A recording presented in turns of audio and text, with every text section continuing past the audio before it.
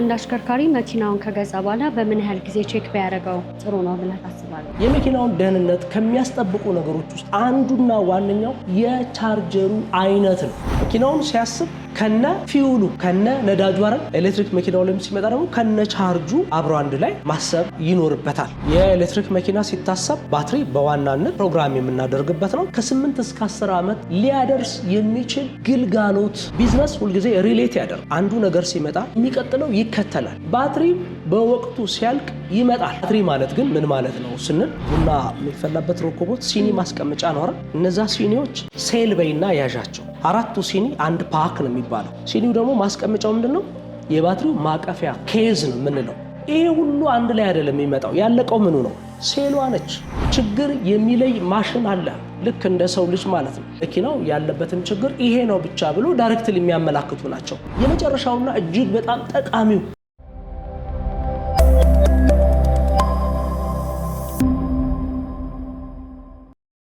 ሰላም ጤና ይስጥልን ውድ የገበያ ሪቪው ተመልካቾቻችን እንዴት ናችሁ? በዛሬው ፕሮግራማችን ስለ ኤሌክትሪክ መኪና ስንገዛ ምን ማወቅ አለብን፣ ከጥገና ጋር እንዲሁም ደግሞ ከባትሪ ጋር በተያያዘ የሚነሱ ብዙ ጥያቄዎች አሉ። ይህንን ጥያቄ መነሻ በማድረግ ደግሞ ከባለሙያ ጋር እንደዚህ አይነት ችግሮች ቢያጋጥሙን ምን ማድረግ አለብን የሚለውን እንዲሁም ደግሞ ሌሎች ዘርዘር ያሉ መረጃዎችን ወደ እናንተ እያደረስን አብረናችሁ ቆይታ የምናደርግ ይሆናል። እስከ ፕሮግራማችን ፍጻሜ ድረስ አብራችሁን ቆዩ። መልካም ጊዜ ይሁንላችሁ።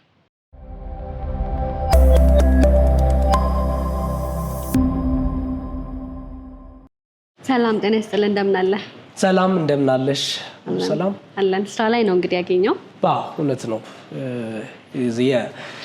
የዚህ የድርጅቱ የሃሌል የጥገና ማዕከል ኃላፊ ነኝ። በተጨማሪም የአውቶሞቲቭ ባለሙያ ነኝ። ሞገስ ነጋሽ በመባል እታወቃለሁ። እንግዲህ አንቺም ለእናንተ የሚዲያ ግብዓት እንዲሆን ጥያቄዎች ይዘሽ እንደመጣሽ ይሰማኛል። እነሱን ጥያቄዎች ማንሳት ትችያለሽ። የምንሰራውን ያለውን ተሞክሮ በሙሉ ላሳውቅሽ ፈቃደኛ ነኝ። ጥሩ። ስለ ድርጅቱ ከማንሳታችን በፊት ግን ከዚህ በፊት ድርጅታችሁ ምን እንደሚሰራ እንደነበረ የተወሰነ ሀሳብ ብታጋራን ደስ ይለኛል። እንግዲህ ይሄ ሃሌል የመኪና አስመጪ አንጋፋ ነው። እጅግ በጣም በርካታ እድሜዎችን ጊዜያቶችን የጋስ ፓወርድ መኪኖችን በነዳጅ የሚሰሩ መኪኖችን እያመጣ ለገበያ ሲያቀርብ የነበረ ድርጅት ነው። ሃሌል እንግዲህ በዚች ምልክት በመኪኖች ጀርባ ላይ በርካቶቻችሁ ታውቁታላችሁና መኪኖችን እያስመጣ ለገበያ የሚያቀርብ ነበር። አሁን ደግሞ ጊዜው በፈቀደው መጠን የኤሌክትሪክ መኪኖችን እያመጣ ለገበያ ያቀርባል። ተጨማሪ ግን ይሄ በቂ ያለመሆኑን ተረድቶ የጥገና ማዕከልን እንደዚህ የተሟላ የኤሌክትሪክ መኪናና የሃይብሪድ መኪና የጥገና ማዕከል ከፍቷል።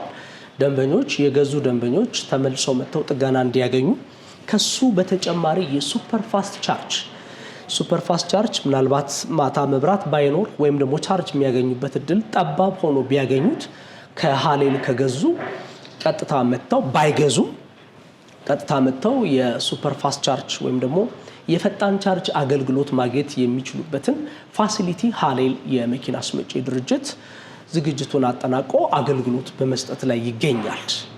መልካም። እንግዲህ ዛሬ በስፋት ስለ ኤሌክትሪክ መኪናዎች ልናወራ እዚህ ጥገና ማዕከል ተገኝተናል እና በመጀመሪያ ሰዎች ኤሌክትሪክ መኪና ሊገዙ ሲሉ ስለ ባትሪ ጸጥ ቢልብኝ ቢበላሽብኝ እንዲሁም ደግሞ ሌሎች ስጋቶችና ፍርሃት ያድርባቸዋል እና ኤሌክትሪክ መኪና በመጀመሪያ ሲገዙ ማወቅ ያለባቸው ነገሮች ምንድናቸው ብለህ ታስባለህ? እንደ ባለሙያ ከሱ ብናነሳ። እንግዲህ አዲስ ነገር ሁልጊዜም ገዝተን ልንጠቀምበት የምናስበው ኤሌክትሪክ መኪና ብቻ ብለን ካታጎራይዝን ባናደርገው አዲስ ነገርን ለመጠቀም በዛ ነገር ዙሪያ ላይ እውቀት ግንዛቤ ከሌለ ስጋት፣ ፍርሃትና ጥርጣሬዎች ይኖራሉ። ለዚህ ደግሞ ሁነኛ መፍትሄ በዛ ጉዳይ ላይ ተጨማሪ መረጃ ማግኘት፣ በንባብ መሻሻል መታወቅ ያለባቸው እየተጠቀሙ ካሉ ሰዎች ደግሞ ተሞክሮቹን ማግኘት ተገቢ ነው። ምክንያቱም የሰው ልጅ በአጠቃላይ አዲስ ነገርን ኤክሰርሳይዝ ለማድረግ ስጋት ይዟል። ግን መፍትሄው በስጋት መቀጠል ሳይሆን በዛ ነገር ዙሪያ ላይ መረጃና እውቀት በማዳበር ተሞክሮ በመጠየቅ ማሻሻል። ወደ ኤሌክትሪክ መኪና ስፔሲፊካሊ ደግሞ ስንመጣ የኤሌክትሪክ መኪናን ገዝቶ ለመጠቀም ቅድሚያ ማወቅ ያለበት እሱ ወይም ተጠቃሚው ለማሽከርከር ምን ያህል ኪሎ ሜትር ሬንጅ ከቨር ያደርጋል፣ የዕለት ተዕለት እንቅስቃሴው ከስንት እስከ ስንት ነው። አንዳንድ ሰው በቀን እስከ 150 ኪሎ ሜትር እንቅስቃሴ ሊያደርግ ይችላል። እንደ ስራው አይነት እንደ እንቅስቃሴው አይነት ይለያያል። አንዳንድ ሰው ደግሞ 200ም ሊያደርግ ይችላል። የትራንስፖርት አገልግሎት ሊሰጥ ይችላል። ወይም ደግሞ ውስን እንቅስቃሴ የሚያደርግ ደግሞ ይኖራል። ከቤት ወደ ትምህርት ቤት፣ ከትምህርት ቤት ወደ ስራ፣ ከስራ ወደ ቤት በጣም ውስን እንቅስቃሴ የሚያደርግ ስለሆነ የሚነዳውን የመኪና ኪሎ ሜትር ሬንጅ ቀድሞ ማወቅ አለበት። ምክንያቱም ከእንቅስቃሴ ውጪ የሆነ ቢገዛ ትርፉ ኪሳራ ሆነ ማለት ነው። መኪናው በበቂ ላይንቀሳቀስበት ግን ብዙ ኪሎ ሜትር መሄድ የሚችል መኪና ገዝቶ ግን አለመገልገል ይመጣል። ስለዚህ ትልቁ እና ዋነኛው ምን ያህል ኪሎ ሜትር ራሱ ተጠቃሚው እንቅስቃሴ ያደርጋል። በዛ እንቅስቃሴ በቀን በሳምንት በወር ብሎ ይከፋፍልና ዋና ሪፈረንሱ ግን በቀን ያለው። ምክንያቱም በየቀኑ ቫሪዬሽን ቻርጅ የማድረግ እድል ስላለው በ3 ቀን ማድረግ ይችላል፣ በሳምንት ማድረግ ይችላል። ስለዚህ የዕለት ተዕለት እንቅስቃሴውን ሪፈረንስ ይወስዳል። ሚኒመሙና ማክሲመሙ ይይዝና በማክሲመሙ የመኪናውን አይነት የሚወስንበት ሁኔታ ይኖራል። ይሄ የመጀመሪያው ነው።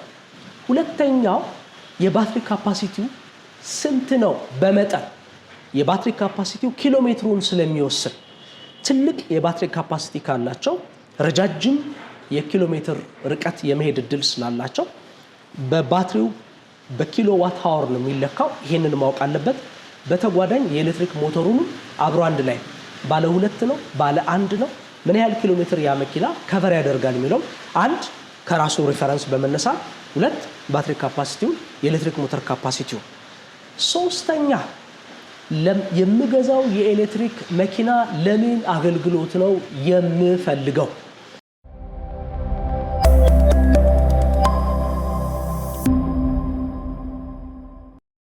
አንዳንድ ጊዜ ብቻዬን ልሆን እችላለሁ። ምናልባት የቤተሰብ መጠኔ ዝቅተኛ ሊሆን ይችላል። ወይ 1 ወይ 2 ሆነን ብቻ ልንሄድ እንችላለን።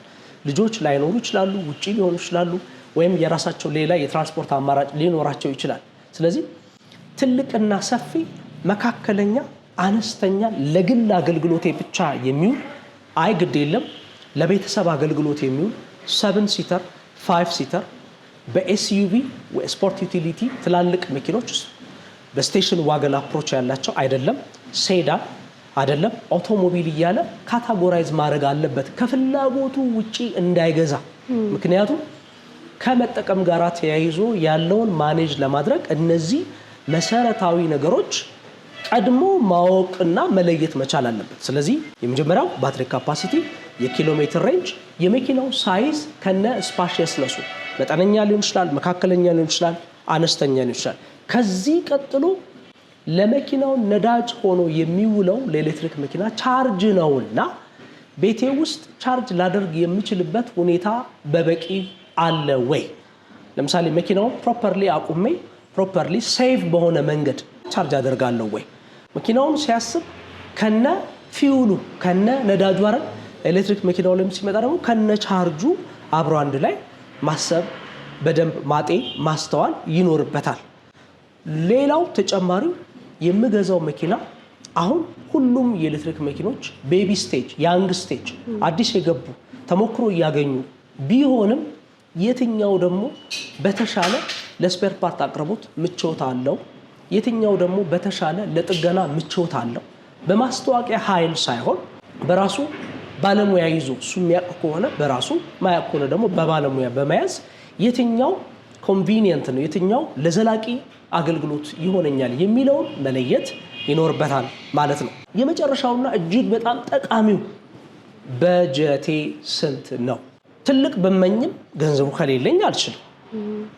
ስለዚህ በእኔ አቅም ልክ የትኛውን የተሻለ አገኛለሁ የሚለውን አጠቃላይ ወጪውን ማወቅ ይኖርበታል። በጀቱን ባላወቀበት ምርጫውን ቢያስቀድም አብሮ ላይሄድ ይችላል። ስለዚህ በስንት ብር የትኛውን መኪና ነው የሚገባኝ? ብር ሲባል መግዣ ብቻ አይደለም፣ አጠቃላይ ወጪውን ታርጋ ሊብሬ ማውጫ፣ 3ኛ ወገን፣ ተላላፊ፣ ሌሎች ኤክስትራ አዲሽናል ወጪዎችንም ጨምሮ መግዣ ዋጋው ሲደመር ለመኪናው ግብዓት የሚሆኑ ሌሎችንም ወጪዎች አጠቃላይ አውጥቶ ኪሱ በጀቱን ፕሮግራም ያደረገውን መለየት አለበት። እነዚህ አጠቃላይ ኤሌክትሪክ መኪና ከመግዛቱ በፊት ሊያውቅ የሚገባ መሰረታዊ ጉዳዮች ናቸው። መልካም እንግዲህ ኤሌክትሪክ መኪና ስንገዛ በዋናነት የምናነሳው የባትሪውን ጉዳይ ነውና ባትሪው ለምን ያህል ጊዜ አገልግሎት ይሰጣል ተብሎ ይታሰባል?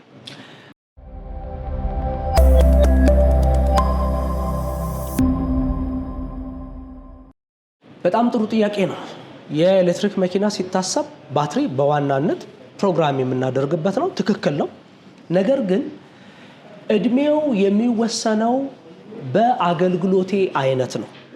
ከ8 እስከ 10 ዓመት ሲባል ከ8 እስከ 10 ዓመት ሊያደርስ የሚችል ግልጋሎት ሊያደርስ የሚችል ጥንቃቄ ሊያደርስ የሚችል የአጠቃቀም ስርዓት ያስፈልገኛል።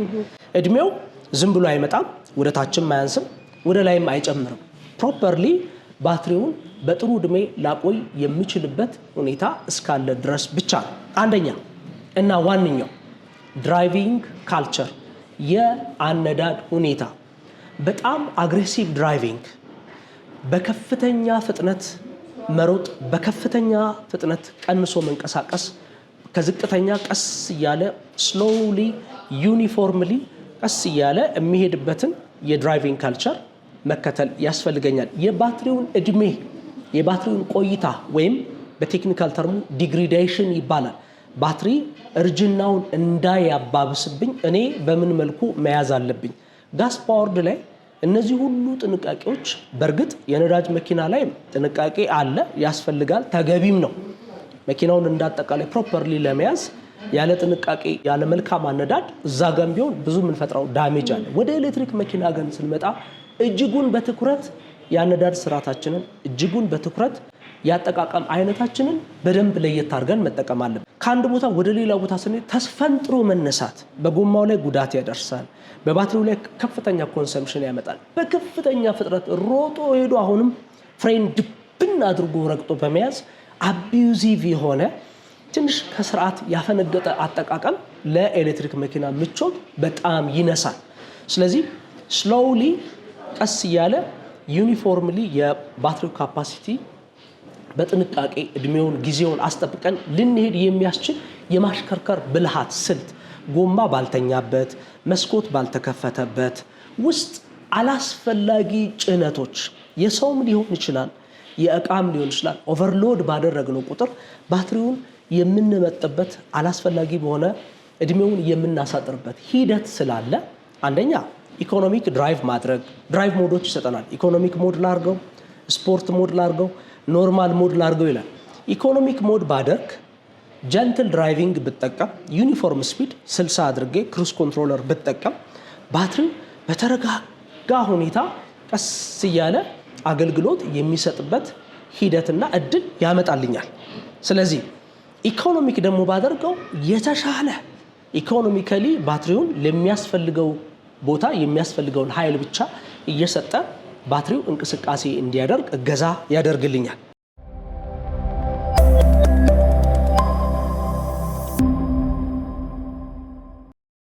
ከዛ በተጨማሪስ ሪጀነሬቲቭ ብሬኪንግ ሲስተም የኤሌክትሪክ መኪኖች የሃይብሪድ መኪኖች መልሶ ቻርጅ የማድረግ ስርዓት አላቸው።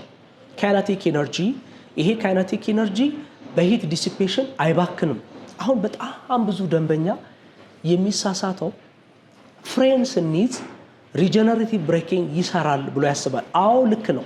ነገር ግን ፍሬን መያዝ ማለት የመሀለኛውን ፔዳል ጭፍልቅ አድርጎ ረግጦ መያዝ ሳይሆን እግራችንን ከአክሰለሬተር ፔዳል ላይ ማንሳት ብሬኪንግ ነው የሚባለው። ሰጥቼ ነበረ ሳነሳ መኪና ፍጥነት ይቀንሳል አይደል? ይሄ በነዳጅ መኪናም ትክክለኛ ነው። ስለዚህ ዩኒፎርምሊ ፕረስ አድርጌያለሁ፣ ቀስ ብዬ ረግጫለሁ። 60 70 ኤሌክትሪክ መኪና በነገራችን ላይ በ4.6 ሰከንድ 90 100 ሪቮሉሽን ፐር ሚኒት ፍጥነት ለመግባት በጣም ትንሽ የደቂቃ ነው የሚፈልገው። ስለዚህ ቀስ ብዬ ግሬን ባነሳ አሁን መልሶ የኤሌክትሪክ ሞተሩ ባትሪውን ቻርጅ የማድረግ ምክንያቱም ኦፖዚት ስለሆነ ቻርጅ የማድረግ እድል ይሰጣል። ይሄ ግን የሚሆነው እግሬን ከአክሰለሬተር ፔዳል ላይ ሳነሳና በትንሹ ብሬኩን በትንሹ ብቻ ፕሬስ አረግ ነው። ድብና አርጌ ካቆምኩት ብሬክ ፓዱ እርስ በርስ ይነካካና ጎማውን ድራሙን ያቆመዋል። በሂት ዲሲፔሽን ሂቱ ሎስት ይሆናል። እዚህ ጋር ሪጀነሬቲቭ የለም። ስለዚህ ባትሪው ከ8 እስከ 10 ዓመት ያገለግላል ሲባል ምን ጥንቃቄ ተደርጎለት ምን ሁኔታዎች ተሟልቶለት እድሜውን ብቻውን አይደለም። ለምሳሌ ቻርጅ አድርጌ ረጅም ወራቶች ከ5 እስከ 8 ወራቶች መኪናውን ትቼ አቁሜ ብሄድ እዚህ የተባለው 8 እና 10 ዓመት ላይደርስ ይችላል። ምክንያቱም እየተጠቀምኩበት ካልሆነ ዲግሬድ ያደርጋል ወይም ሜን ሰፕላዩን ማላቀቅ መቻል አለብኝ። በጣም ከፍተኛ የሆነ ሙቀታማ ቦታዎች ላይ ያለ ሼድ 100% ቻርጅ አድርጌ ረጅም ሰዓት አቁሜ የምንቀሳቀስ ከሆነ መወሰድ ያለባቸውን ጥንቃቄዎች ማልወስድ ከሆነ ከዚህ እስከ 8 እስከ 10 ዓመት ላይደርስ ይችላል። ስለዚህ ኦሪንቴሽኑ ሁሉም ፕሮፐርሊ መተግበር መቻል ይኖርበታል ከ8 እስከ 10 ዓመት ለመገልገል። ከዚህ በኋላ ዕጣ ፈንታው ምን ይሆናል? ቢዝነስ ሪሌት ያደርጋል። ለምሳሌ የኤሌክትሪክ መኪና በመምጣቱ ምን መጥቷል? አብሮ ሱፐር ፋስት ቻርጅ በመንግስት በኩል ፋሲሊቴት ተደርጎ ተተክሎ መኪኖች በሱፐር ፋስት ቻርጅ አዲስ አበባ ላይ እየተደረጉ ነው አይደል?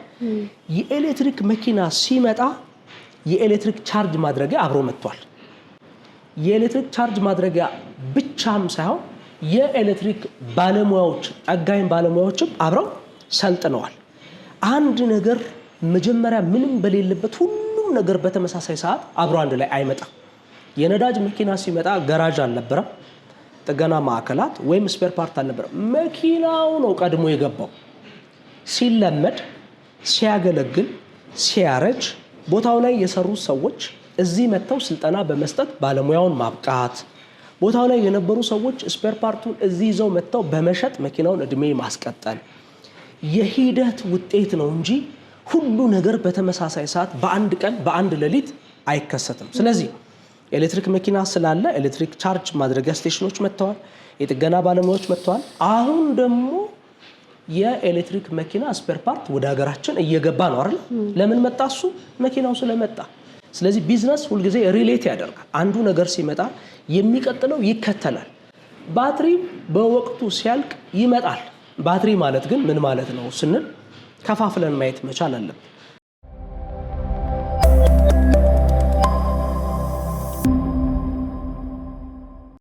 ባትሪ ፓክ አለ ከነ ኬዙ ከነ ማቀፊያው። ለምሳሌ ቀለል ላድርግልሽና እንደው ለሁሉም አድማጭ ግልጽ እንዲሆን የሮኮቦት ቡና የሚፈላበት ሮኮቦት ሲኒ ማስቀመጫ ነው አይደል? እነዛ ሲኒዎች ሴል በይና ያዣቸው። ባትሪ ሴል አንዷን ሲኒ አንድ ሴል በያት። 4ቱ ሲኒ አንድ ፓክ ነው የሚባለው። ሲኒው ደግሞ ማስቀመጫው ምንድነው? የባትሪው ማቀፊያ ኬዝ ነው የምንለው።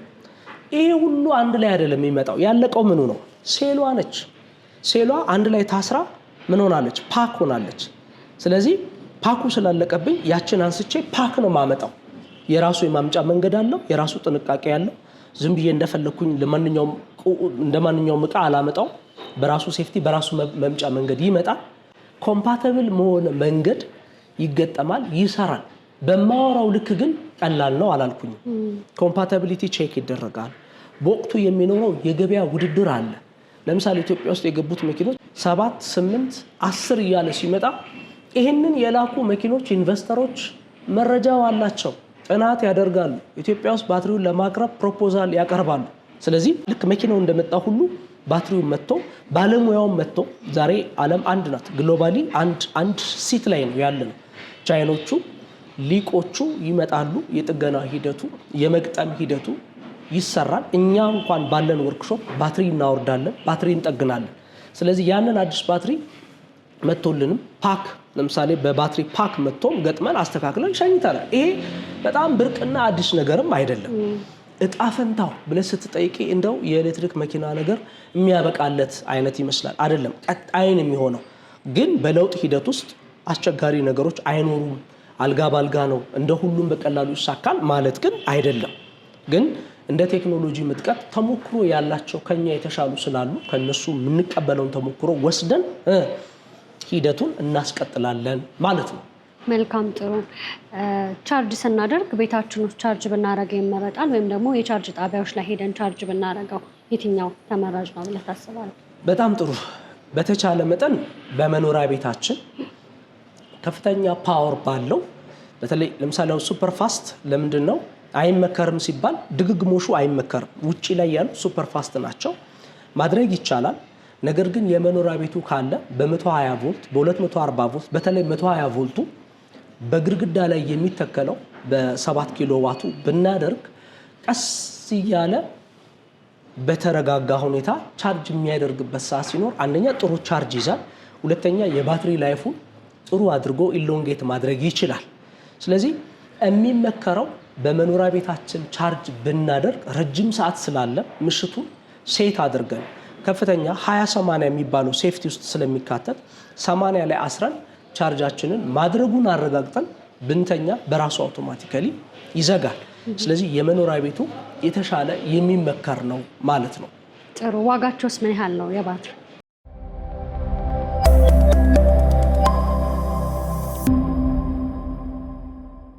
ባትሪ ዋጋ እንግዲህ ዋጋ ሁልጊዜ ገበያ ነው የሚወስነው። አሁን መቼ ነው ባትሪው የተፈለገው? አዲስ መኪና ላይ ባትሪውን ሰዎች ነጥለው የሚጠይቁበት ሁኔታ አለ። አንዳንድ ጊዜ የመኪናውን ግማሽ ኤስቲሜሽኖች የመኪናውን 1/3 ተብሎ የሚነገርበት ጊዜ አለ። ባትሪ ዋጋ ቼክ የምናደርገው ስንጨርስ ነው። አዲስ ጎማ ላው ላይ ያለ የዚህ መኪና ጎማ ዋጋ ስንት ነው ብዬ ካሰብኩኝ እየደመርኩ ላሰብ ነው። ሶ የግብይት ሂደት የሚያውክ የሚያዛባ አካሄድ ይኖራል። የነዳጅ መኪና ስትገዢ ሞተር አለው አይደል? አዲሱ ሞተር ስንት ነው ማወቁስ ለምን አስፈለገኝ ነው። አንድን ዋጋ ስጠይቅ ማወቁ ለምንድን ነው ያስፈለገኝ? ለወጪ ልዘጋጅበት አይደል ነው አይደል? ስለዚህ ሲያልቅና ባለቀ ጊዜ ነው። እሱ ደግሞ የሚሆነው በወቅቱ በሚኖር የገበያ ፉክክርና ውድድር ይወሰናል። ለምሳሌ በርካታ ኤሌክትሪክ መኪኖች ባትሪያቸው ባለቁበት ሰዓት በርካታ የሆኑ የባትሪ አቅራቢ ድርጅቶች ይመጣሉ የተለያየ ዋጋ ይዘው። ዋጋ በኤሌመንት በባትሪው አይነት በባትሪው ሳይዝ በነምበር ኦፍ ሴል በዲዛይን በተለያየ ምክንያት ዋጋቸው ቫሪ ያደርጋል። አንድ አይነት ካፓሲቲ ኖሯቸው ኤሌመንታቸው ግን የሚለያይ ከሆነ በኤሌመንታቸው ምክንያት የባትሪ ዋጋቸው ይለያያል። ስለዚህ ዝም ብዬ በደፈናው 6 ሚሊዮን ነው 7 ሚሊዮን ነው ብቻ ብሎ መጥራት ልክ አይደለም። ለየትኛው መኪና የሆነውን ባትሪ ነው አሁን የጠየቅሽኝ አንቺ አይሹ። ስለዚህ እንደ መኪናው አይነት እንደ ባትሪው አይነት እንደ ኤሌመንቱ እንደ ሳይዙ አብሮ አንድ ላይ ያሉት ሌሎችም ባትሪ ብቻ ሲባል ባትሪ ብቻ ማንቀየርበትም ሁኔታ ተርማል ማኔጅመንቱ ፕሮግራሚንጉ ባትሪ ብቻ አምጥቼ ባትሪ አስቀምጬ አሁን ስራ ላልለው ይችላል። መናበብ መቻል አለበት። አብሮ አፕዴት የሚደረጉ ሶፍትዌሮች አሉ። እንደገና ለባትሪው ኮምፓቲብል የሆነ ለምሳሌ ባትሪውን አዲስ አምጥቼ መጀመሪያ ኦንቦርድ ቻርጁ አገልግሏል። ያረጀው ኦንቦርድ ቻርጅ ላይ አዲስ ባትሪ አምጥቼ ከዚህ ጋር ተናበብ ላልል ይችላል። ኮምፓቲቢሊቲዎች ማናበቦች አብሮ አንድ ላይ ስራ የሚሰሩበትን ሁኔታ የመፍጠር ሂደትም ስላለ አግሪጌት ኮስቱን ነው የምናየው። ስለዚህ ዋጋ በወቅቱ የሚለይና የሚታወቅበት ሁኔታ ይኖራል። ግልጽ ነው። ዛሬ ላይ ቆመን ግን የዚህ ባትሪ መቼ ነው ያንን ዋጋ የምናገረው የሚለው ፋክተር አለው ማለት ነው። ስለዚህ ዋጋ እንደየወቅቱ እንደየባትሪው አይነቱ የሚለያይበት ሁኔታ ይኖራል። ግን በገበያው ላይ ከስንት ጀምሮ ልናገኝ እንችላለን? ከመኪናው ለምሳሌ ከመኪናው አንጻር እንነሳ። በ37 ኪሎ ዋት ያለ ባትሪ ለምሳሌ ከ850 ሺህ ብር ጀምሮ ላገኝ ይችላል። ቅድም ያልኩሽ ፋክተር ግን እንዳለ ነው። በ850 ሺህ ብር ያልኩሽ ባትሪ የትኛውን ኤሌመንት የያዘ የትኛውን ነምበር ኦፍ ሴል የያዘ ሌሎች አብረው ኢንተግሬትሊ ደግሞ የሚታዩ ሌሎችም ወጪዎች አሉ። እሱም ታሳቢ መደረግ አለበት። ባትሪው ብቻውን ነጠላ ኮስቱ ብቻውን መገለጫ አይሆንም።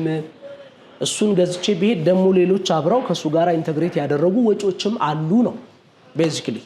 አግሪጌትሊ ማየት መቻል አለበት። ለዛ ባትሪ ኦንቦርድ ቻርጁ ራሱ ሆኖ ግን አዲስ ሊፈልግ ይችላል። ሶፍትዌር አፕዴት ሊፈልግ ይችላል። ግልጽ ነው። ገበያው የሚወሰነው ባትሪው በመጣበት ሰዓት ያለው ሞር ፊገሩን ግልጽ ያደርገዋል። መልካም። እዚህ ጋር እንዳለ የምንመለከታቸው እንግዲህ ኤሌክትሪክ መኪናዎች ችግር ቢያጋጥማቸው የሜንቴናንስ የሚሰጡበት ቦታ ነው እና ስለ አገልግሎታቸው የተወሰነ ነገር ብትል።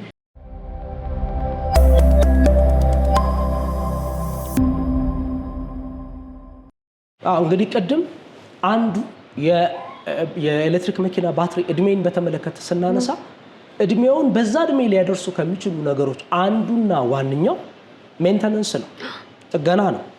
ጥገና ማለት ብዙ አይነት ፕሪቬንቲቭ ሜንቴናንስ፣ አደጋ እንዳይደርስበት ቀድመን መጠገን። ለምሳሌ ኤሌክትሪክ መኪና ልክ እንደ ጋስ ፓወር እንደ ነዳጅ መኪና የብሬክ ሲስተሙ አንድ አይነት ነው፣ ኦልሞስት አንድ አይነት ነው። ስለዚህ ብሬክ ፓዱ እያለቀ በመጣ ቁጥር ፐርፎርማንሱ እየቀነሰ የሚመጣበት ወይም ደግሞ የመያዝ እድሉ እየቀነሰ የሚመጣበት እድል ስላለ ቀድሞ ብሬክ ሲስተሙ ከነፍሉዱ መጠኑ በምን ደረጃ ነው፣ ብሬክ ፓዱ ምን ደረጃ ላይ ነው ያለው፣ ድራሙ ተበልቷል ወይ፣ የአሽከርካሪው ፍሬን አያያዝ ካልቸር ምን ይመስላል፣ ጎርቶታል ወይ ወይም ዩኒፎርምሊ ነው ወይ እየረገጠ ያለው፣ ዲቴይል ይታያል። ይሄ የባሰውን ችግር ለማስወገድ የሚደረግ የጥገና ሂደት ነው። ልክ እንደዚሁ ባትሪው ላይም ጥገና አለ፣ ፕሪቬንቲቭ ሜንቴናንስ አለ። ባትሪ ይቀዘቅዛል፣ በአየር ይቀዘቅዛል። በራሱ የማቀዝቀዣ ሊኩዊድ በግላይሶሊን ይባላል ወይም ደግሞ የቢኢቪ ኩላንት ይባላል። በዚህ የሚያቀዘቅዙ አሉ፣ በአየር የሚያቀዘቅዙ አሉ። መጠኑ ከቀነሰ የመቀዝቀዝ ሂደቱ ከተስተጓጎለ እዛ ዲስፕሌዩ ላይ ችግር እንዳለ ያመላክታል። ይሄን እንዳይሆን ፕሪቬንቲቭ ሜንቴናንስ ከአደጋ በፊት የሚደረጉ የጥገና ሂደቶች አሉ፣ ብዙ ናቸው። ስቲሪንግ ይጠገናል፣ ኤር ኮንዲሽኒንግ ይጠገናል። ስለዚህ ሜንቴናንስ ከኤሌክትሪክ መኪና ጋራ እንደ ነዳጅ መኪና ብዙ አይደለም ነው እንጂ የለውም ኦር አያስፈልገውም አልተባለም። ስለዚህ ፔሪዲካሊ በ5000 እንደያነዳዱ ለምሳሌ ትራንስፖርት አገልግሎት የሚሰጥ ዘና ብሎ በ10000 ሊመጣ አይችልም። በ5000 መጥቶ ቢያንስ መታየት አለበት፣ ቪዥዋል ኢንስፔክሽን መስጠት አለበት፣ ከንጽህናም ጨምሮ ሌሎችንም ነገሮች አዌር ለማድረግ ይሄንን ግንዛቤ ማስጨበጫ መንገድ መኖር አለበት። ስለዚህ ጥገናም አንድ አካል ነው። መኪናውን ሙሉ መኪና ከሚያሰኙት ነገሮች አንዱና ዋነኛው የጥገና አገልግሎት። ስለዚህ የምትመለከተው የባትሪ ማውረጃ ነው። ባትሪ አውርደን ከስር የደረሱ አደጋዎች፣ ጉዳቶች ካሉ የተሰነጠቀ ክራክ ያደረገ መስተካከል የሚችል ነገር ካለ ፕሪቬንቲቭ ሜንቴናንስ ይሰጣል። አደጋም ሲደርስበት ለምሳሌ እንደሱም አድርገን ያለፈ አደጋ ካለ አፕዴት የምናደርግበት ሶፍትዌር፣ ጥገና የምንሰጥበት በርካታ የጥገና አገልግሎት ኦን ሮድም ኢቨን መንገድ ላይም ተኪዶ ጥገና የሚሰጥባቸው ሁኔታዎች አሉና ይህን ይመስላል እንግዲህ እንዳጠቃላይ። ጥሩ። ከስንት ብር ጀምሮ በእርግጥ እንደየደረሰበት ጉዳት ይለያያል፣ ግን እናንተ ጋር ቢመጡ ሜንቴናንስ ከስንት ብር ጀምሮ አገልግሎት ማለት 5000 ብር አለ፣ 3500 አለ፣ 6000 አለ፣ 10000 አለ እስከ 20000 ብር ድረስ እንደየ ችግሩ ከእቃ መግዛት ውጪ ሌበርን ታሳቢ እያደረግን እኛ እንኳን ያው እዚሁ የራሳችንም ስለሆነ ከኛ የሚገዙት ጋር ከፍተኛ ዲስካውንት አድርገን የምንሰራበት ሁኔታ ነው ያለው። ስፔር ፓርት አቅርቦትም እንደዛው አሁን ገበያው ላይ ከበፊቱ በተሻለ ፕሮዳክቶች እየገቡ ስለሆነ እሱንም አብረን ፕሮቫይድ እናደርጋለን። እኛ ጋር ያሉ አለ፣ ከውጭም ደግሞ አስፈላጊ የሚባሉትን እንደየስፔር ፓርቱ አይነትና ሁኔታ ገዝተንም የምንገጥምበት ጥገና የምንሰጥበት ሁኔታዎች አሉ። ከሱም አልፎ ተርፎ እኛ ስልጠናንም ጨምረን ኤሌክትሪክ መኪና እንዴት እንጠቀማለን፣ ከመገዛቱ በፊት ምን ይፈተሽ። ለምሳሌ እኛ መኪና መሸጫ ጀስት ቀጥታ መኪና አምጥተን ብቻ አይደለም ለሽያጭ የምናቀርበው። ፕሪ ዴሊቨሪ ኢንስፔክሽን ይሰራል። ቀድሞ ያለበት ችግር ካለ ያ ችግር በደንብ ፋይንድ አውት ተደርጎ ተነጥሎ ወጥቶ ጥገና የሚሰጥበት፣ ደንበኛው ጋር ችግር ሆኖ ከመሄዱ በፊት ያ የሚታይበት ሁኔታ ነው ያለው።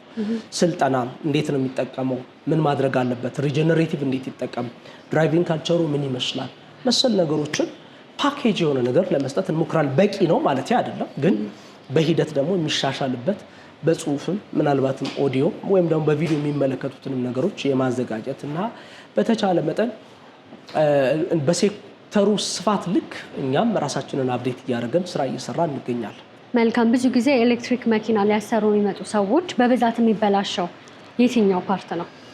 እንደየመኪኖቹ አይነት ይለያያሉ። አሁን ለምሳሌ ID6 ID4 ስክሪን ብላክ አውት የማድረግ ስክሪን የመጥፋት፣ አንዳንድ ጊዜ ለምሳሌ ቴምፕሬቸር የሙቀት ምልክቶች ከፍ የማለት ኤሲ አለመስራት፣ እንደዚህ አይነት ነገሮች ይመጣሉ። ግን በድግግሞሽ እንደየመኪኖቹ አይነት ነው የሚታየው። አንዳንድ ጊዜ አንዳንድ ምልክቶች በርተው የማይጠፉበት ሁኔታ ከዲያግኖሲስ ማሽን ከመሳሰሉት ነገሮች ጋራ ሪሌት ያደርጋል። አብዛኞቹ ግን ያው ሶልቨብል ናቸው፣ ችግሮቹ ተፈተው የሚሄዱበት ሁኔታ ነው ያለው። አንዳንድ በጣም ፓርቲኩላር ካልሆነ በስተቀር አብዛኛው ችግሩ ቢነገርም የሚፈታበት ሁኔታ ነው ያለው። እዚህ ሀሌል የመኪና ማዕከል ውስጥም እዚህ ጥገና ማዕከል ውስጥም ችግሮች ተፈተው የሚሄዱበት ሁኔታ ነው ያለው።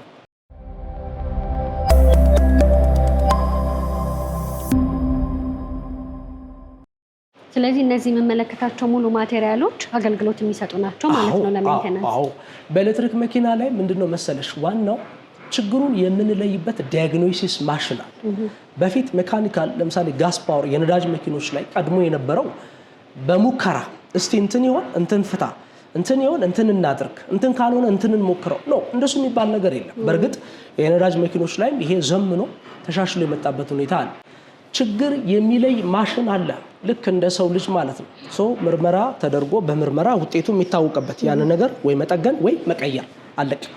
ስለዚህ የምትመለከቻቸው እነዚህ ጠቅላላ ዲያግኖሲስ ቱልሶች መኪናው ያለበትን ችግር ይሄ ነው ብቻ ብሎ ዳይሬክትሊ የሚያመላክቱ ናቸው። ብዙ ውጣ ውረድ የለው። በእርግጥ ቴክኒክ እውቀት ይፈልጋል፣ በእርግጥ ተሞክሮ ይፈልጋል። ሶ በዛ መንገድ ችግሮቹ የሚፈቱበት ሁኔታ ነው ያለው ማለት ነው። እንግዲህ ይሄ የምትመለከተው ድርጅት ሃሌል የመኪና አስመጪ ድርጅት የኤሌክትሪክ መኪኖችን የሃይብሪድ መኪኖችን እያመጣ ለገበያ ሲያቀርብ ይሄንን የጥገና የት አስጠግነዋለሁ፣ ስፔር ፓርት ከየት ገዛለሁ፣ ማን መኪናዬን ሲበላሽ ያይልኛል የሚለውን መልስ ለመስጠትም ጭምር ነው። ከኛ ጋር ቢገዛም ባይገዛም አገልግሎት እንሰጣለን። ሞባይል ጋራጅ አለ። በማንኛውም ሰዓት ደውሎ ችግሩን ቢያሳውቅ እኛ በፍጥነት መተን እሱ ያለበት ቦታ ላይ ጥገና እንሰጣለን። ገዝቶ ደግሞ ከሄደ በኋላ እዚህ መጥቶ በ5000 በ10000 ስልክም እየደወለ አገልግሎት ማግኘት ይችላል።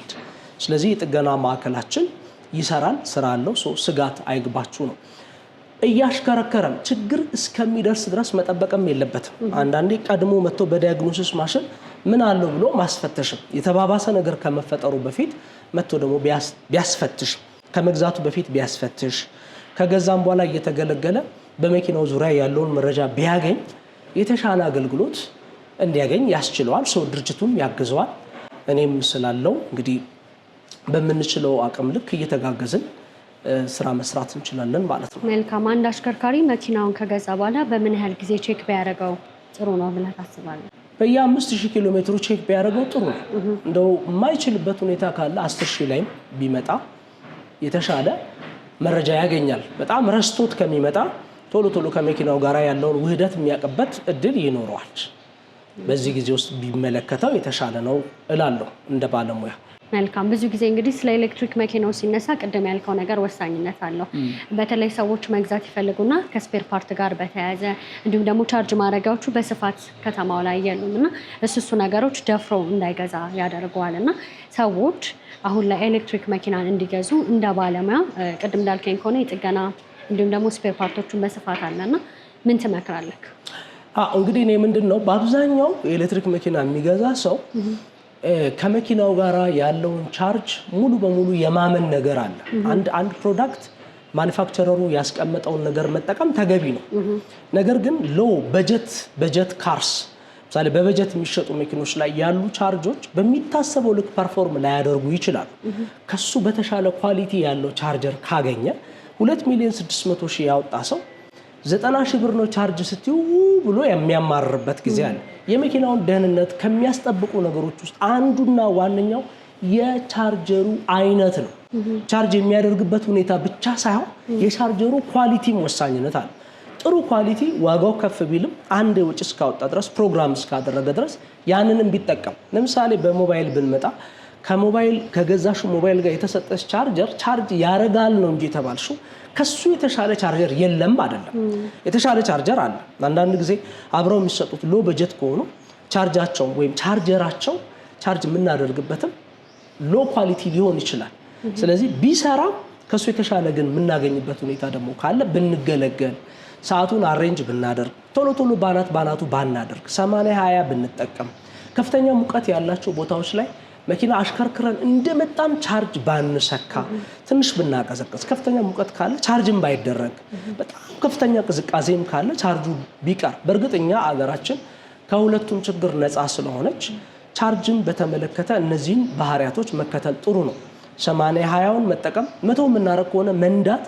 በተቻለ መጠን መኪኖቻችንን ሼድ ውስጥ ጥላማ ቦታዎች ላይ ብናደርጋቸው በተሻለ ለመገልገል እድል ይሰጠናል። እንግዲህ አንዳንድ ነገሮች ስንጠቀም ለምንጠቀመው ነገር ከፍ ያለ ጥንቃቄ የሚያስፈልግ ከሆነ ማድረግ ነው። ስናደርገው ልምምድ ይሆናል። ልምምድ ከሆነ አያስቸግርም። ልምምድ ካልሆነ ግን ያስቸግራል። ይሄንን በደንብ አጽንኦት ሰጥቶ ተጠቃሚው እንዲገለገልበት ነው። አንዳንዴ ልማድ ከባድ ነው። ልማድ ምንድነው? ከሉጋም ይስባል ይባላል። የለመድሽው ነገር እሱን ብቻ ማድረግ ነው። እዛ ነዳጅ መኪናው ላይ የለመድሽው እዚህ ጋር መተሽ መድገም ትፈልጊያለሽ። ከሱ መላቀቅና አዲሱን ልማድ ማዳበር የተሻለ ነው። አንዳንዴ ብዙ ሰዎች በትምህርታቸው የተሻለ ደረጃ ላይ ያሉ ጥሩ የመረዳት አቅምም ያላቸው ስለሆነ ቢያነቡም ወርክሾፕም ቢመጡ መረጃውን ቢያገኙ ቀላል ነው። እንደ እርግፍ አድርጎ አለመተው አየት ማድረግ። ጥሩ ስለሰጠኝ ጊዜ እጅግ አድርጌ አመሰግናለሁ። ግን ደግሞ በመጨረሻ ተመልካቾች አንተ ማግኘት ቢፈልጉ በምን አድራሻ ያገኙ? በዚሁም አድራሻ።